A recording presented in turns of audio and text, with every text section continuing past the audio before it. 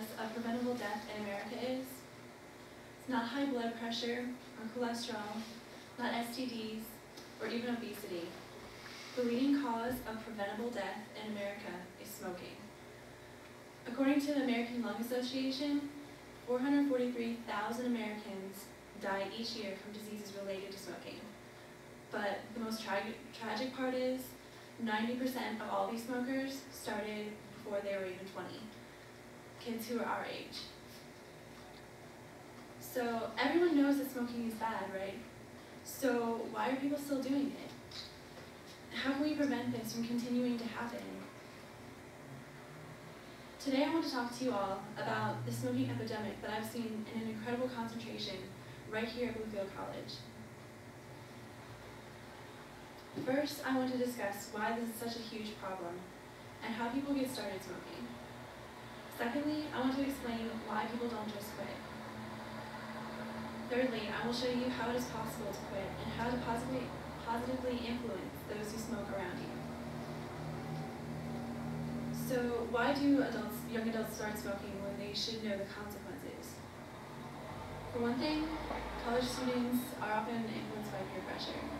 Coming in as a freshman, it's really hard because you want to fit in and you want to make friends. And when someone you want to be friends with asks you if they want to smoke, it's hard to say no. Bluefield College is small and there's not a lot to do around here, so people sometimes do it when they're bored. It's something to do with your friends. Some people are just curious and want to experience something new. Some people turn to it when they're really stressed.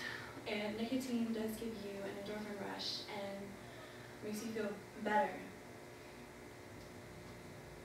Some people do it because they want to do it out of rebellion. Some people come from a stricter background like myself and do it just because they want to go against what their parents would be okay with. I actually tried my first cigarette just a few weeks ago to see why my friends liked it so much. Why they can't seem to give it up. What is it that makes them want to keep doing it? And yeah, I felt the buzz and the momentary power that goes along with rebellion, but it didn't take my problems away. I still had to write a paper. I still had stressors in my life. And the guilt I felt from going against my parents' wishes and from disappointing my friends wasn't worth it at all. Let me tell you, the feeling isn't that good. And honestly, cigarettes taste gross. So why don't people stop? For one, they could be addicted. It really doesn't take that much. It only takes about a few days to a couple weeks to become fully addicted. You can start exhibiting symptoms of addiction just from one smoke. And once you're addicted, it's extremely hard to quit. Some people do it in social circles. It goes back to peer pressure and boredom. It's something to do with your friends. And it's hard to break away from an image once you start one. Some people rationalize it. I've heard the argument that cigars are better than cigarettes, and so they are okay to smoke, and it's not as bad. And it's true, cigars have less chemicals in them than cigarettes, but tobacco is still tobacco, nicotine is still nicotine, and you can still become a slave to it. Saying cigars are better for you than cigarettes is like saying jumping off a 10-story building is better than jumping off a 20-story building. Yeah, it might be a little bit shorter, but you're still going to die when you hit the ground. J.D. Taylor, a student here, allowed me to quote him. He said, he rationalized smoking by saying that 10 out of 10 people die in their lifetime. Therefore, people should live life to the fullest, and we can't control our fate. I'd like to respond to that by saying, we should be living our lives for God, not for ourselves. And yeah, of course God wants us to have fun, but He doesn't want us to damage our bodies while doing it. Our bodies are His temple, and He doesn't want His temple to be damaged. Life is God's most precious gift. We shouldn't be throwing it away.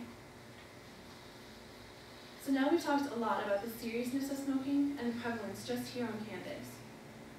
So now let me show you how to quit if you are a smoker, and prove to you how you can be a positive influence on someone else who smokes. So if you're a smoker, what do you have to do? First, you have to be aware that there's a problem. You have to know that smoking is bad for you. And you have to want to change. No one can make you. You have to have the desire yourself. So what can you do to help someone else? Give them the facts straight up. The Why Do You Think blog is the organization that makes all those anti-smoking commercials that you see on TV, like the deforestation one that I showed in class not too long ago that some of you might have seen. Here are just a few facts that you can share with someone who smokes. Maybe it will serve as a wake-up call. Over 6,000 companies do not hire smokers. Every day, 1.5 million trees are cut down to make cigarettes. Tobacco is the only legal substance that is lethal when used as intended by the manufacturer. Every 3 years, tobacco kills as many Americans as all of our wars combined. Tobacco is the most widely grown non-food crop in 120 countries. 10 to 20 million people could be fed if food crop was grown in its place. Smoking costs Virginians $2.08 billion a year in healthcare costs. Another way you can help people who smoke is to give them accountability. Help them by giving them goals and deadlines and helping them to quit. Give them support.